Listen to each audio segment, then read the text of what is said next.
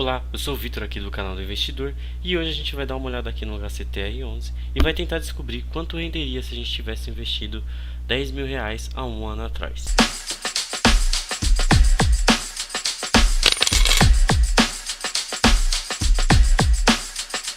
Bom, e antes de fazer a simulação dos R$ 10.000, eu gostaria de dar uma olhada aqui com vocês em alguns dados desse fundo imobiliário, que é um fundo imobiliário que vem chamando bastante atenção do mercado, principalmente por conta do seu dividend yield.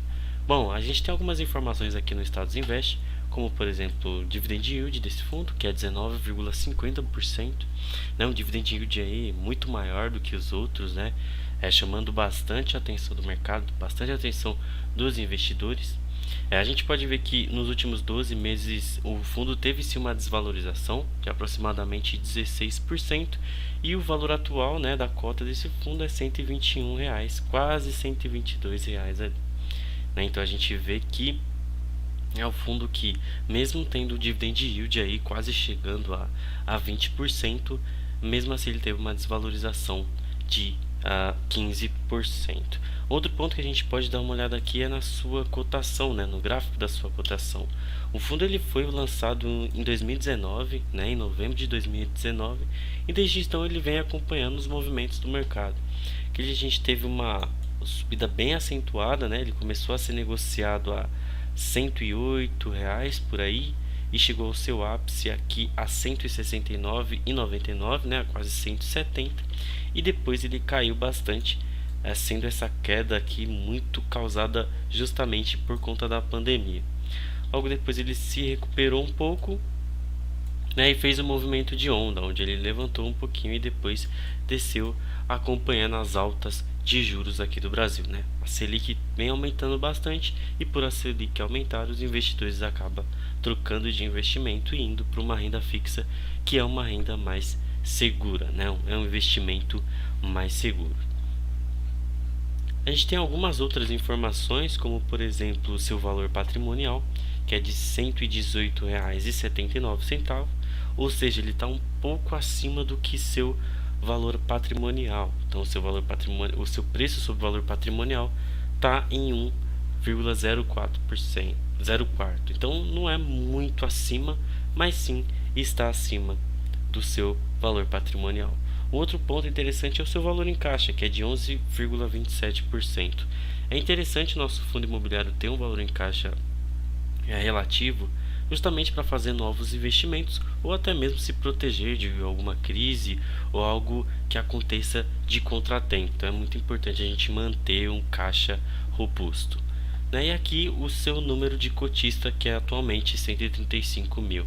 É muito importante a gente investir no fundo que tenha bastante cotista, justamente por causa da liquidez, né? A liquidez que vai dizer para a gente se a gente consegue vender, né, ou comprar esse fundo facilmente. Então é bem interessante a gente dar uma olhada nessas informações também. Aqui abaixo tem a relação dos seus proventos, né? Então a gente começou lá em 2020, por exemplo, com um rendimento de R$ 1,34 por cota. Em junho a gente estava com 1,11 e em dezembro 2,51. Então a gente pode ver, né? E aqui é bem claro essa mudança, né? Que o seu rendimento ele não é constante. Então não é igual a alguns outros fundos, por exemplo o BCFF11, ele tenta manter a sua cota sempre pagando 50 centavos. Então a gente não vê aqui essa forma estática de trabalhar. O fundo ele acaba sendo mais flexível. Isso pode ser bom, pode ser ruim, depende da sua estratégia de investimento. Se você quer sempre contar com aquela cota pagando X reais, você prefere assim porque você se planeja melhor assim, talvez o HCTR não seja para você. Mas é interessante porque às vezes a gente pode ser pego de surpresas aí e acabar recebendo mais do que a gente esperava. Aqui em 2021 a gente também vê essa mudança, né? Então a gente começou aqui lá em janeiro recebendo R$ 2,47 e em outubro a gente recebeu 1,60, né? As cotas receberam 1,60.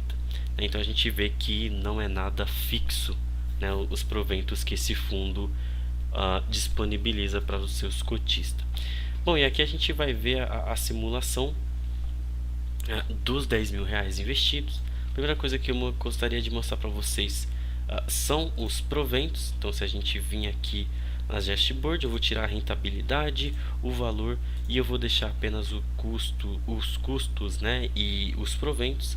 Então a gente pode ver aqui o valor acumulado, né? Então lá em novembro a gente recebeu 164 e aí acumulou com o de dezembro, que foi 337, e aí a gente foi aumentando, chegando aqui no mês 6 de 2021, a gente já tinha recebido R$ 1.200 de proventos, e aqui no último mês, em novembro de 2021, a gente tinha recebido um total de 1.640, né? Então é um rendimento aí, bastante proventos, né? Bem diferente do que a gente vem encontrando no mercado. Ele vem chamando bastante atenção por causa disso, então é bem interessante como esse fundo ele está pagando bem para os seus cotistas, né? Para aqueles que investem no fundo. Aqui, né, tem separadinho aqui os proventos, né, quanto caiu por cada mês. A gente pode observar melhor aqui. Então, em 2020 a gente teve apenas 2 meses, né, novembro e dezembro, um total de 337 nesse ano e uma média ali de R$ 28 por mês, né? É claro que ele está contando os meses que a gente não recebeu. Já em 2021 a coisa ela muda um pouco de figura, porque a gente recebeu no total R$ 1.303 e a gente teve uma média de 108 por mês. Lembrando que a gente não está considerando novembro e dezembro, então provavelmente essa média ela tende a ser bem maior. E aqui, né, tá os proventos que a gente recebeu, sendo o maior aqui em janeiro de 2021, a gente chegou a receber R$ 170 de rendimento, né? Bem interessante como pagou bem aqui. E aí é aquilo que eu mencionei para vocês, a gente não tem uma certa, não é estático, né? Não é fixo esse valor, porque a gente pode tanto receber R$ 170, como foi no caso do mês de janeiro, como também receber R$ 103 aqui em agosto. É uma diferença de R$ 70, é muito diferente, né? E aí cabe a você decidir se esse é o seu perfil de investimento ou não. Eu prefiro pessoas que preferem uma previsibilidade maior, outras pessoas não ligam tanto para isso. E aí vai de cada perfil, vai de cada investidor. Mas é interessante como muda bastante os números, né? Porque, de novo, estamos falando de renda variável. Tudo pode mudar, os números podem se alterar. E isso às vezes vem para o bem, como também para o mal. Então a gente no total aqui, né, no final do período de um ano, a gente recebeu um total de R$ 1.640. E aqui eu gostaria de chamar uma atenção para vocês no histórico de rendimento. No número que é muito importante a gente observar, que é o yield on cost, né? É justamente esse yield que a gente está tirando todo mês. Então a gente pode ver aqui que, por exemplo, no mês 7 de 2021 a gente recebeu 1,71% de yield on cost, né? Que é bastante. Quando a gente fala do mês 6 aqui, 1,74%. Então a gente vê que ele também varia bastante quanto a isso, que foi o nosso maior mês aqui, né? Que foi o nosso maior mês que a gente recebeu R$ 173, né? Que foi em dezembro de 2020, né? Então, só corrigindo aqui, o maior rendimento não foi em janeiro, foi em dezembro. Então a gente pode ver aqui que foi o maior yield on cost, né?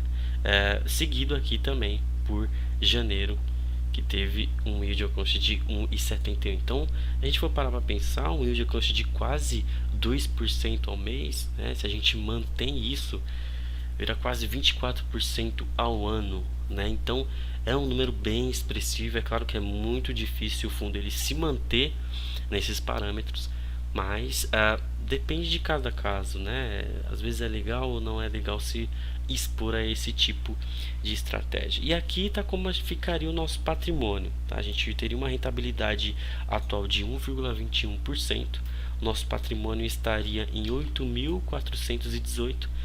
Esse patrimônio estaria nesse valor justamente pelo fato da cota ela ter se desvalorizado. O custo aquisição seria 9.939 e os proventos acumulados seria de 1.640. Então, né, pegando aqui, fazendo essa conta, a gente teria um lucro no final de R$ 120,36, né? É isso que nos renderia. É claro que isso vai render muito mais, se a gente deixar por aí por muito mais tempo, vai render muito mais. E é muito importante que a gente tenha isso em mente. Os fundos imobiliários, como algumas ações também, elas são feitas para serem investidas a longo prazo, né? Então, já aqui a gente já consegue ver um caso desse. Mesmo a cota se desvalorizando, a gente acaba compensando com os proventos. E o ideal é que a gente espere esse tempo para justamente ter esse respaldo dos nossos proventos. A gente sabe que aquelas cotas, elas sempre vão pagar. Seja muito, seja pouco, elas vão sempre pagar. Bom, era isso. Espero que vocês tenham gostado do vídeo. Se você gostou, deixa seu like aí embaixo. Comenta alguma coisa aí, vamos discutir nos comentários se você gostou desse vídeo. Espero que vocês se inscrevam também para acompanhar mais outros vídeos. A gente está fazendo uma carteira aqui do canal focada 100% em fundos imobiliários. Se você quiser saber, dá uma olhada aí no canal. E eu fico por aqui. Até a próxima e tchau, tchau.